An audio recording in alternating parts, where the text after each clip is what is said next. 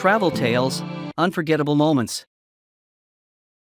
Hey Isabella, I was just browsing through some old photos and came across pictures from my trip to Japan. It made me wonder, what was your most memorable travel experience?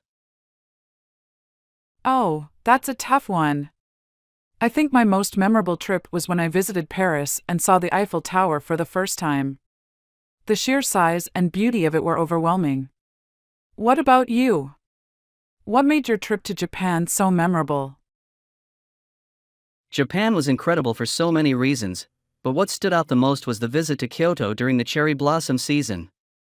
The colors, the atmosphere, it was like stepping into a different world. It sounds like we both have a thing for iconic landmarks. Definitely. There's something about seeing a place you've only ever seen in pictures or movies for the first time in real life. Speaking of which, did you manage to pick up any Japanese while you were there? I learned a few basic phrases, yes.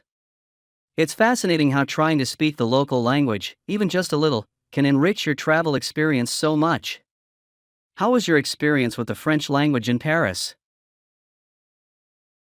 Well, I knew some basic French from high school, so I could manage the basics like ordering food or asking for directions.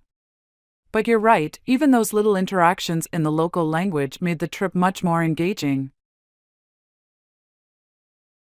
Absolutely. And how do you usually plan your trips? Are you the type to have every day scheduled, or do you prefer to explore spontaneously? I like to strike a balance. I'll plan certain activities or places to visit in advance, but I also leave room for spontaneity. That way, I can discover hidden gems that aren't in the guidebooks. How about you? Same here. I think having a flexible plan is the best way to travel.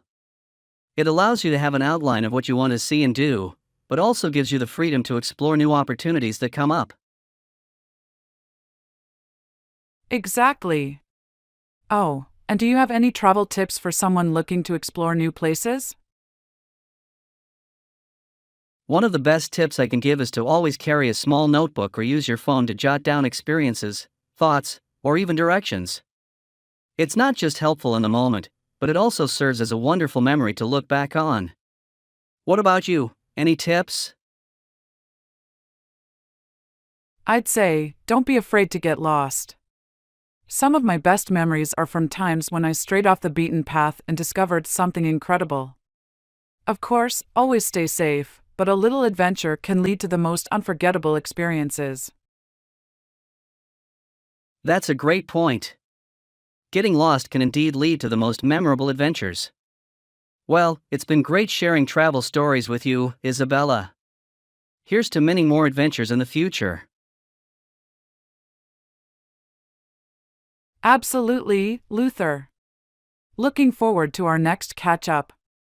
Safe travels.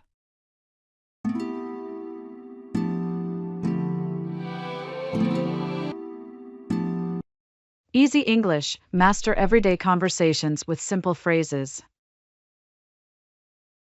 Does Michael drink coffee every morning? Yes, Michael drinks coffee every morning. What time does Jessica wake up on weekdays? Jessica wakes up at 8 a.m. on weekdays. Where does Michael work?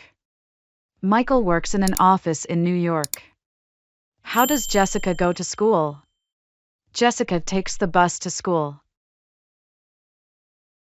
What do they eat for breakfast? They usually have eggs and toast for breakfast. When does Michael go to the gym? Michael goes to the gym in the evening. Why does Jessica read books at night? Jessica reads books at night to relax. What does Michael do on weekends? Michael often goes hiking on weekends. Where do they like to travel? They like to travel to different cities in Europe. How often does Jessica visit her family? Jessica visits her family once a month. What is Michael's favorite hobby? Michael's favorite hobby is playing the guitar. Why does Jessica learn Spanish? Jessica learns Spanish to travel to Spain. What time does Michael usually eat dinner? Michael usually eats dinner at 8 p.m. Who does the cooking in their house? Jessica does most of the cooking. How does Michael get to work? Michael takes the train to work. What sport does Jessica play? Jessica plays tennis. Where do they go shopping for groceries? They go shopping at a local supermarket. Why does Michael watch movies in English? Michael watches movies in English to improve his language skills. What does Jessica do after dinner? Jessica often listens to music or reads a book. How long does it take Michael to commute? It takes Michael about 50 minutes to commute.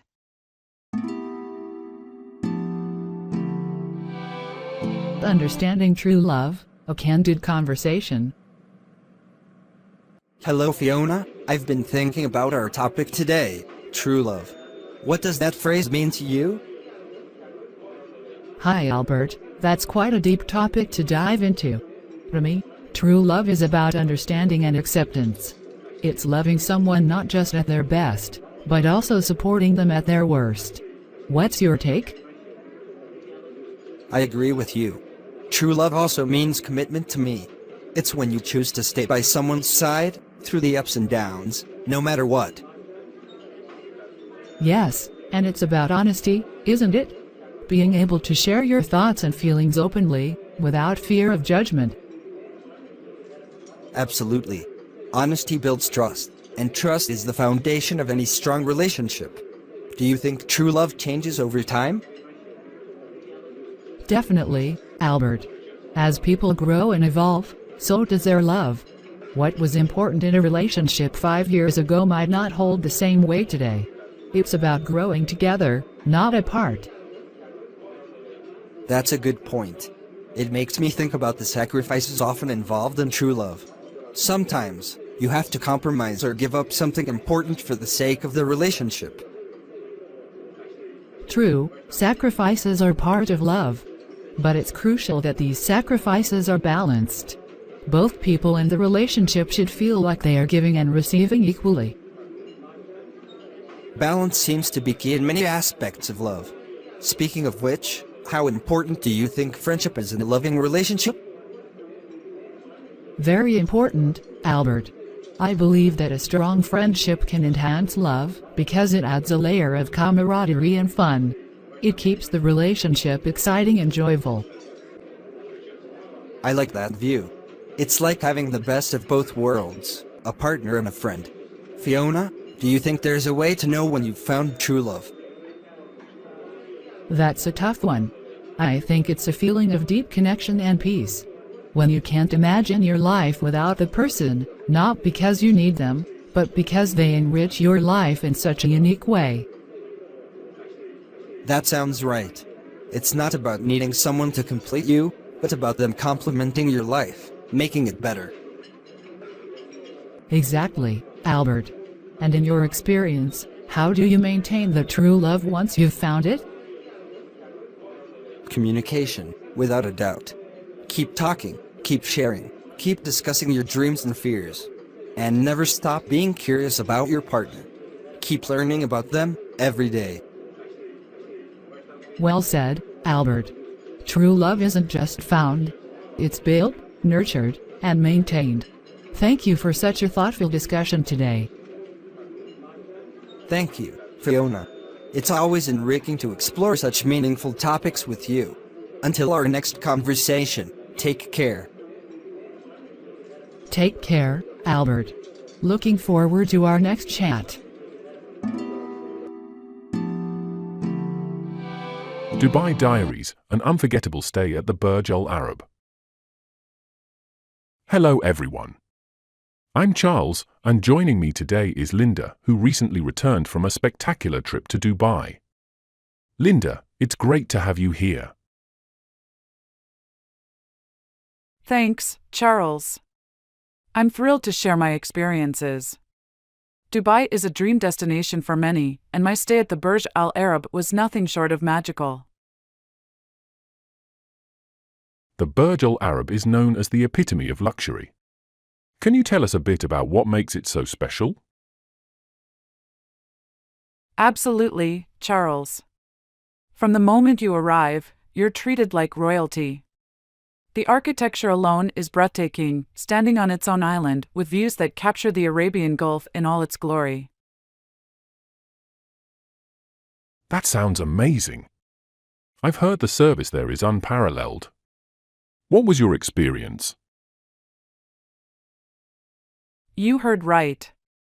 The personal butler service ensures your every need is met. Whether it's dining at one of their 9 world-class restaurants or enjoying the private beach, everything is exceptional. Speaking of dining, Dubai is famous for its culinary scene. Did any dish stand out for you? Oh, where do I begin? The Arabic cuisine is rich and flavorful. I had the best shawarma and hummus. And the dates! They were the freshest I've ever tasted. Each restaurant in the Burj Al Arab offers a unique dining experience with views you can't find anywhere else. It's not just about the luxury, right? Dubai offers a blend of tradition and modernity. Did you get to explore the city? Yes, and that's what I love the most. One day I was exploring the historic Al Fahidi neighborhood, and the next, I was shopping in the world's largest mall. The contrast is striking, and it gives you a real sense of Dubai's spirit. For our viewers thinking about visiting Dubai and maybe splurging on a stay at the Burj Al Arab, any tips? Definitely. First, book your stay well in advance. And don't miss the sunset views from the Skyview Bar. Also, take time to explore beyond the hotel. Dubai is rich in culture, adventure, and culinary delights. Every corner has something new to offer. Thank you, Linda, for sharing your incredible journey with us. It's clear Dubai and the Burj Al Arab hold special places in your heart. They do, Charles. And I hope our discussion inspires others to explore Dubai's wonders. Thank you for having me. And thank you, viewers, for joining us. If you're planning a trip or just dreaming of one, we hope this conversation sparks your wanderlust. Don't forget to like, share, and subscribe for more travel stories and tips. Safe travels, everyone!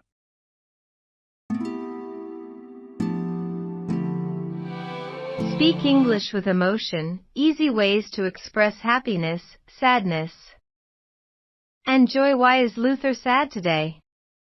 Luther is sad because he lost his book. How does Fiona show her happiness? Fiona shows her happiness by smiling and laughing. What makes you feel joyful? Seeing my friends makes me feel joyful. Why was Luther happy on his birthday? Luther was happy because he received many gifts. Can a movie make Fiona feel sad? Yes, a sad movie can make Fiona feel sad. What does joy feel like? Joy feels like a warm, pleasant feeling in your heart. How does Luther celebrate his success? Luther celebrates by having a party with his friends. What brings happiness to Fiona? Playing music brings happiness to Fiona. Why do we feel sad sometimes? We feel sad when things don't go as we hoped. Can a good joke bring joy? Yes, a good joke can make people feel joyful. Why is Fiona excited about going to London? Fiona is excited because she loves traveling. What made Luther feel proud in Canada? Luther felt proud when he won a photography contest. Why do people feel happy when they help others?